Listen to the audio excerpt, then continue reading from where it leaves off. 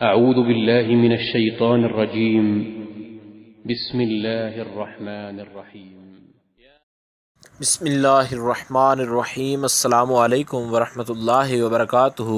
بات کریں گے خواب کے اندر پیاسے ہونے کے حوالے سے کہ یعنی اگر کوئی خواب کے اندر کسی کو پیاس لگی ہے اور وہ پانی تلاش کر رہا ہے، اس حوالے سے مکمل طور پر جو وضاحت ہے وہ کریں گے۔ اس سے پہلے آپ سے یہ گزارش ہے کہ اگر آپ نے ہمارے چینل کو سبسکرائب نہیں کیا تو ضرور سبسکرائب کریں، کیونکہ روزانہ اسلام فقہی مسائل اور خوابوں کی تعبیرات کے حوالے سے ویڈیو جو ہیں اپلوڈ کی جاتی ہیں۔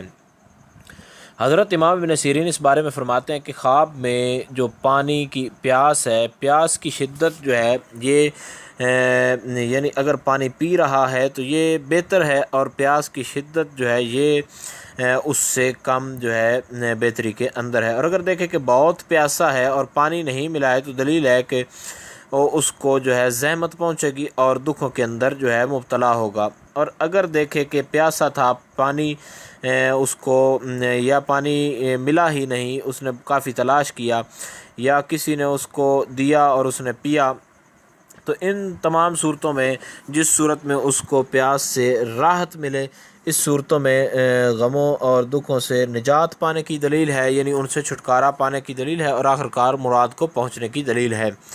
حضرت جابر مغربی اس بارے میں فرماتے ہیں کہ اگر خواب میں پیاسا یہ دیکھے کہ اس کے پاس پانی ہے لیکن وہ پانی کو اٹھا نہیں رہا تو یہ بھی فساد کی دلیل ہے، اور اگر دیکھے کہ پیاس میں پانی پی لیا ہے اور یہ اگر پی کر اس نے جو ہے دوبارہ لینے کی کوشش کی ہے تو یہ بھی گناہ کرنے کی دلیل ہے، اور آخرکار توبہ کرے گا اور مصلح یعنی نیک اور پارسا ہو جائے گا۔